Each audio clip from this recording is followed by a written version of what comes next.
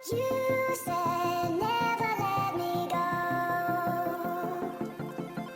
You said never. अस्सलाम वालेकुम, welcome back to my channel viewers. जी आज मैं बना रही हूँ दूध वाली सेवियाँ और इसके लिए जिन चीज़ों की ज़रूरत है 1 लीटर दूध लिया है मैंने, 3/4 कप शुगर का है। यहाँ पे कुछ आलमंड्स हैं जिनको मैंने इस तरह काट लिया है और थोड़ी सी सब्ज़ी इलायची के दाने हैं, 4 से 5 सब्ज़ी इलायची के दाने हैं। 1 कप मिल्क पाउडर है, ड्राई मिल्क पाउडर है, ये विदाउट शुगर है, शुगर वाला नहीं है ये। 1 कप सेवियों का लिया है मैंने, इसको मैंने इस तरह तोड़ लिया है सेवियों को। और ये रोस्टेड सेवियां हैं, इनको आपको बनाने से पहले भूनना नहीं पड़ेगा, रोस्ट नहीं करना पड़ेगा। और इसी तरह ये डायरेक्ट दूध में ऐड कर दूंगी मैं इनको। तो चलिए रेसिपी को स्टार्ट करते हैं। जी यहाँ सबसे पहले मैं फ्लेम ऑन करूंगी और इसमें मैं ये दूध ऐड करूंगी।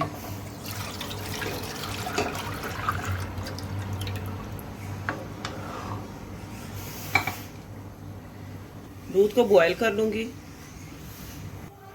अच्छा जी, यहाँ पे दूध को बॉयल आ चुके हैं, आप देख सकते हैं। अब यहाँ पर मैं इसमें सेवियां ऐड कर दूंगी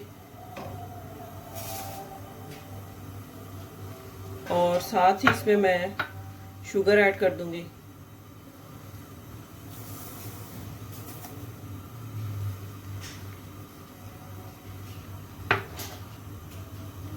और इसके साथ ही इलायची के दाने और थोड़े से बादाम ये ऐड कर दूंगी।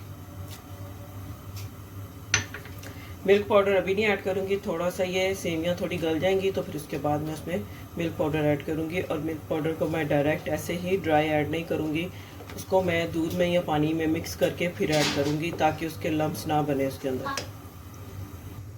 अच्छा व्यूअर्स, यहाँ पर मैंने आधा कप दूध और लिया है और इसमें मैं ये मिल्क पाउडर ऐड करूंगी और इसको मैं अच्छे से मिक्स कर लूंगी ताकि इसके अंदर कोई लम्स वगैरह ना बने। ठंडा दूध लिया है मैंने, गर्म दूध नहीं लिया।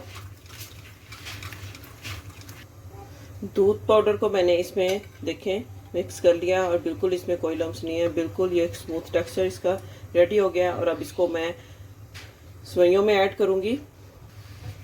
अब इसको मैं सेवइयों में ऐड करूंगी और इसको मिक्स कर लूंगी उसके अंदर। सेवइयों को पकते हुए तकरीबन 5 मिनट हो चुके हैं। अच्छा जी, यहाँ इसमें मैं ये ऐड कर रही हूँ। आप इसको स्किप भी कर सकते हैं, लेकिन इसके साथ जो एक टेक्सचर है वो बहुत ऐसे जैसे रसमलाई वाला एक टेक्सचर बन जाता है। बड़ी ज़बरदस्त लगती हैं, बहुत अच्छी लगती हैं। तो चले अब इसको पकने देते हैं जब तक तो दूध जो है, सेवइयां जो है हमारी अच्छे से गाढ़ी नहीं हो जाती। अच्छा जी, मिल्क पाउडर ऐड करने के बाद इसको लो फ्लेम पे आपने 10 से 12 मिनट के लिए कुक करना है। ज़्यादा इनको मैं गाढ़ा नहीं करूँगी, थोड़ा इसका जो है टेक्सचर वो थोड़ा पतला पतला रहेगा, ज़्यादा गाढ़ी अच्छी नहीं लगती। तो बस इसको बस पकते हुए तकरीबन 6 से 7 मिनट हो चुके हैं। 4 से 5 मिनट इसको मैं और पकाऊंगी और इसको मैं एक बाउल में डिश आउट कर लूँगी। जी व्यूवर्स, यहाँ पे सेवियां जो हैं वो बनके रेडी हैं। अब इनको मैं फ्लेम ऑफ कर दूंगी और इसको रूम टेम्परेचर पे इसको मैं थोड़ा ठंडा कर लूँगी और फिर इसको मैं एक बाउल में निकालूंगी। डायरेक्ट मैं इसको बाउल में नहीं निकालूंगी। समटाइम ऐसा होता है आपके पास कुछ इस तरह का शीशे का कांच का बर्तन होता है तो वो डायरेक्ट इतना जो गर्म आप कुछ भी उसमें डालें तो वो टूट भी सकता है। तो इस वजह से इसको मैं थोड़ा, बर्तन खुला है तो इसमें ये आराम से ठंडा हो जाएगा और फिर उसको मैं डिश आउट करने के बाद फ्रिज में रख दूंगी है। अच्छा जी व्यूवर्स, यहाँ पे सेवइयां जो हैं वो ठंडी हो चुकी हैं रूम टेम्परेचर पे। अब इनको मैं डिश आउट कर लिया है एक बाउल में और इसको मैं थोड़ा सा बादाम के साथ गार्निश करूंगी।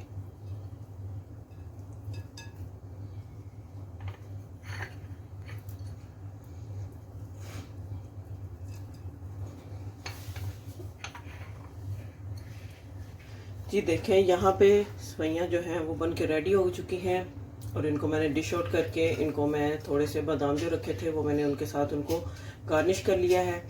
इसको मैं अब फ्रिज में रखूँगी 4 से 5 घंटे के लिए ताकि अच्छी से ये ठंडी हो जाए।